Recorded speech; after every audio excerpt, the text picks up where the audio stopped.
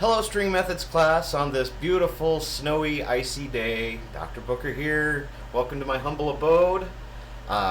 Deeply apologize that I can't make it in. I have 3 children in public school, and then Watauga County cancels when it even smells like snow. So today I want to go through 2 different exercises. One is going to be, well, first I'm going to review the 1 octave major scales, and then I'm going to go into 2 octave major scales. I'm going to show you a different fingering for the upper octaves, and I'm also going to talk about shifting drills, which are kind of very important things to do because, let's face it, we have a long way to go here, so we need to know how to shift. So just to review the 1 octave major scales, here's F major.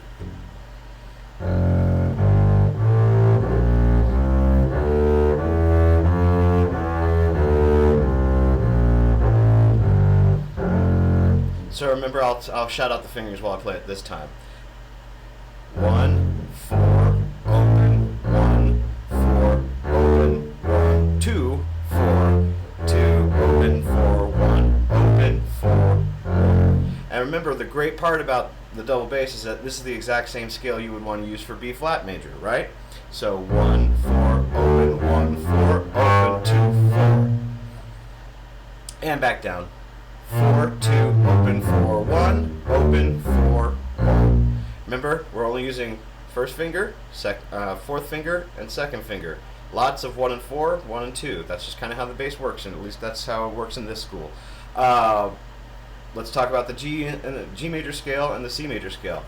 So the first step of the G major scale is using open strings.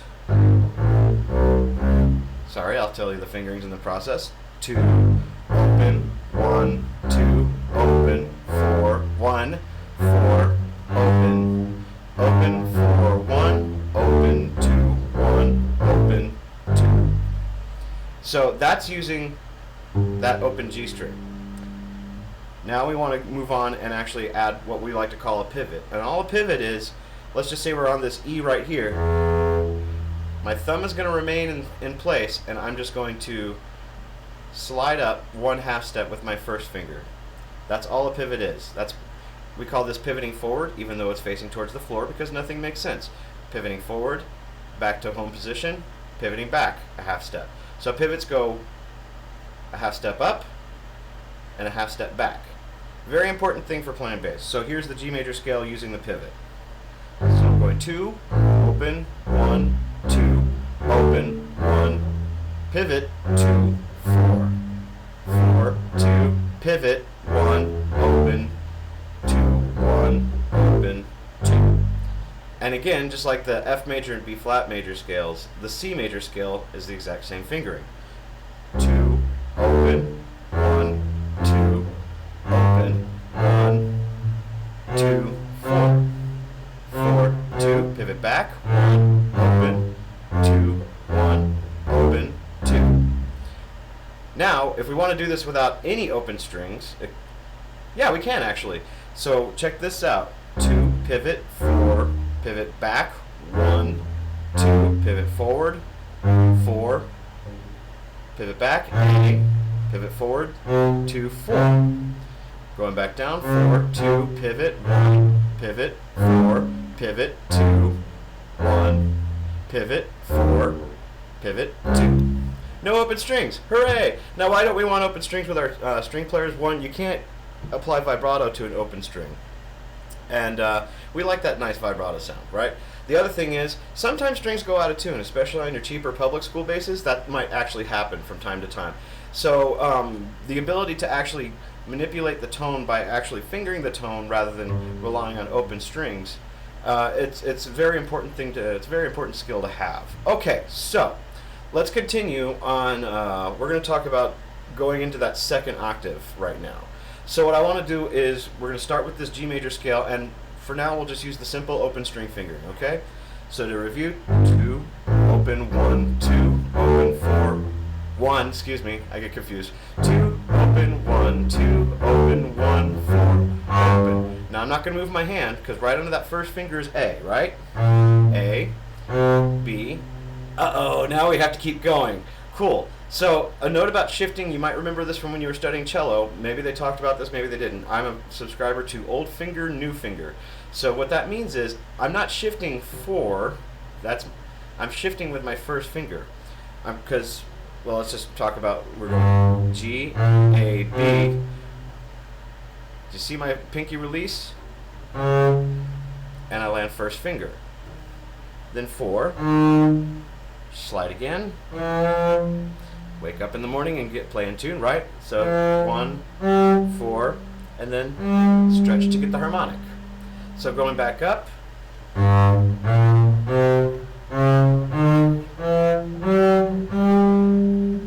and with fingers, open, 1, 4, 1, 4, 1, 4, open.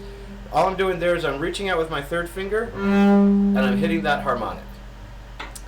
Cool thing about this is, guess what? That was, I don't want you to think about this as a 2-octave major scale. Think about it as 2 1-octave major scales. And then you can take the same fingering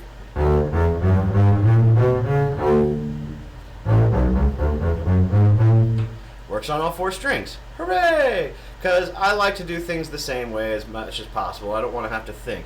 So that's one way of doing the upper octave scale.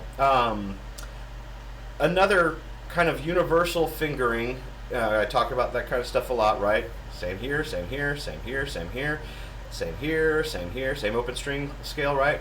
Well, let's take that open string scale, or a 1-string scale, and do it in 1 octave.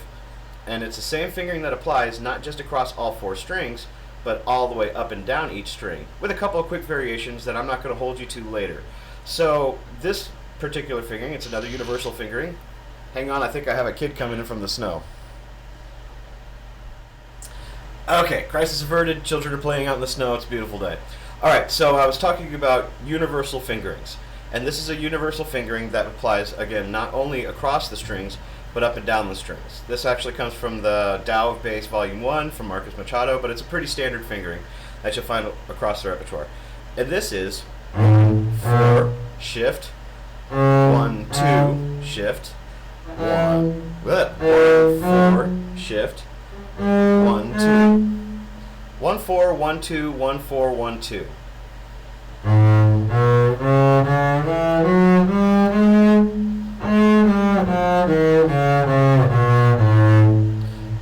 Let's try it here.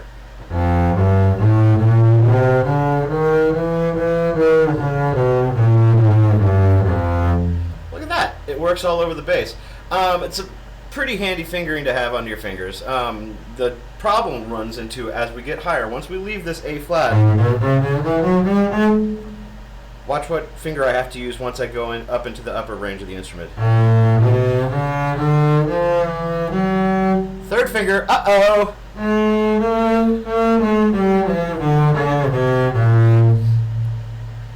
Keep on going. Now we're going to start talking about thumb position in the next few days, aren't we?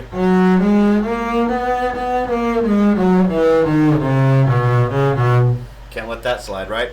So anyway, 1, 4, 1, 2, 1, 4, 1, 2. It breaks it down into the whole step, half step, whole step, half step kind of vibe, right? Whole step, half step, whole step, whole step, whole step, and half step. Just how scales are constructed. Another way of doing this finger, if you kind of run out of room or you're in a weird key or something like that, is actually using it on 2 strings. So I'm going to go, here's my A flat, and it's going to be 1, 4, pivot, 1, 2, shift, 1, 4, 1, 2. So starting on the next string down,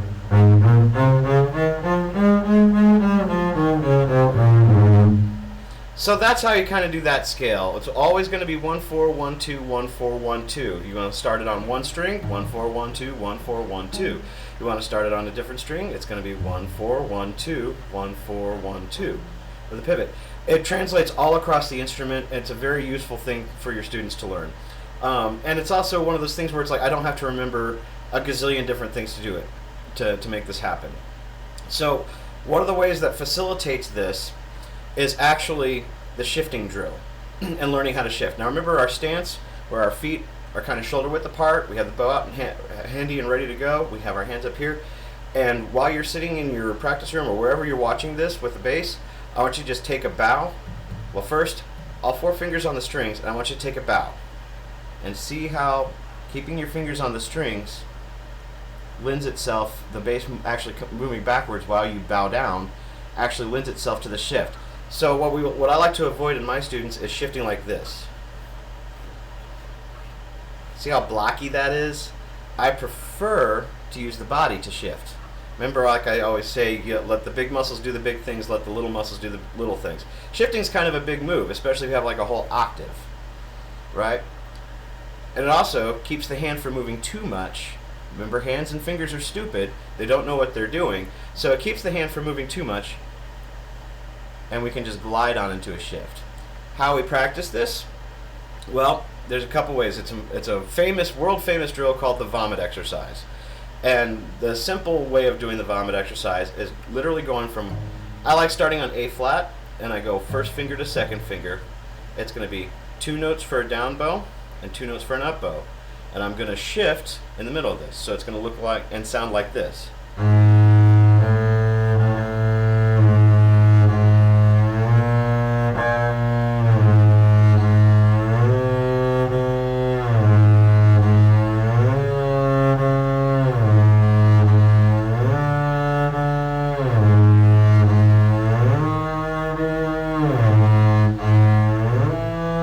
And so on and so forth. See, I'm just going up in half steps. The important part is, body's always moving. It's always in motion. It's fluid. It's free to move around.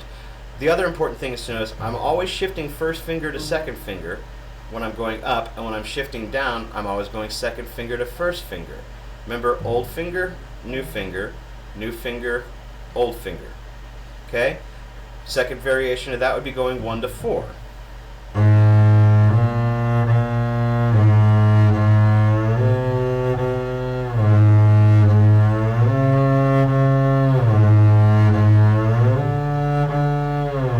So on and so forth.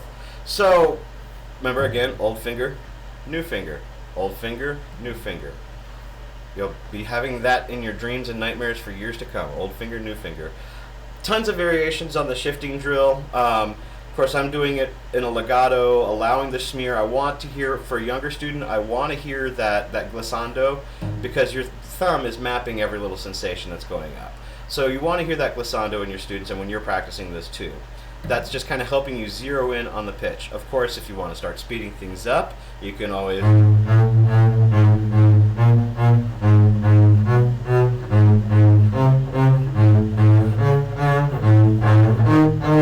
and so on and so forth. So that's a single stroke for each note, and there's no glissando and everything. It's at that point it is just a definite shift. That comes later. That comes after doing the smear the whole way up and down. Other variations, of course, going top to bottom. So I'm going to start on that A flat again, and I'm going to start here. Because shifts don't always go up, they always go down. They sometimes come down too, right? So I'm going 2, 1.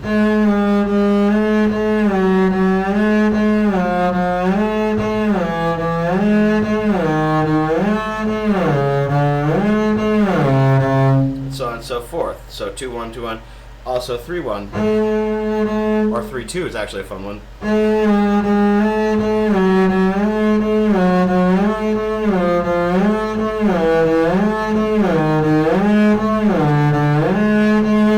So that's how that drill kind of works.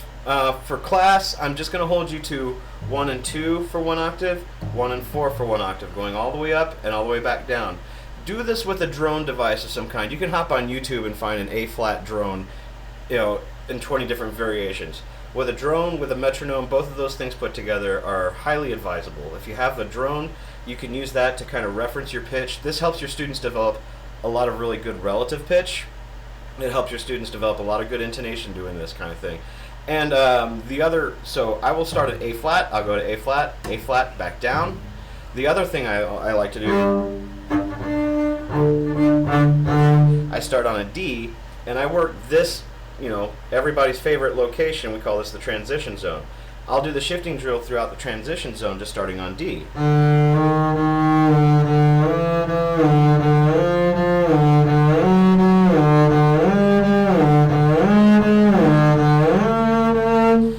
Because this is an area that more advanced beginners or your intermediate bass players are going to be getting into. This is when they start playing their, high school era Western Region Orchestra excerpts. It's going to be dealing with this part of the instrument. This helps develop an excellent vertical concept. It helps develop some good intonation.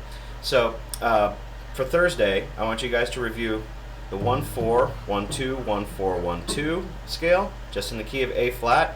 Get yourself up there. Remember, as you're coming here, your thumb's going to see this guy, the neck block, or the neck,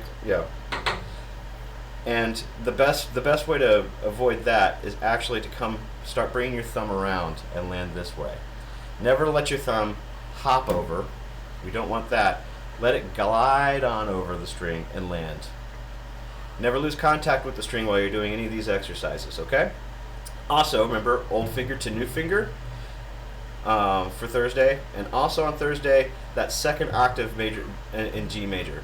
To review, open 1-4, 1-4, 1-4, 3 for the octave harmonic. So I hope you guys have a safe and productive snow day. Once again, I apologize I couldn't make it, but hey, now you got to see the inside of my living room, and I hope this was helpful for you. And if you have any questions before Thursday, email me, okay?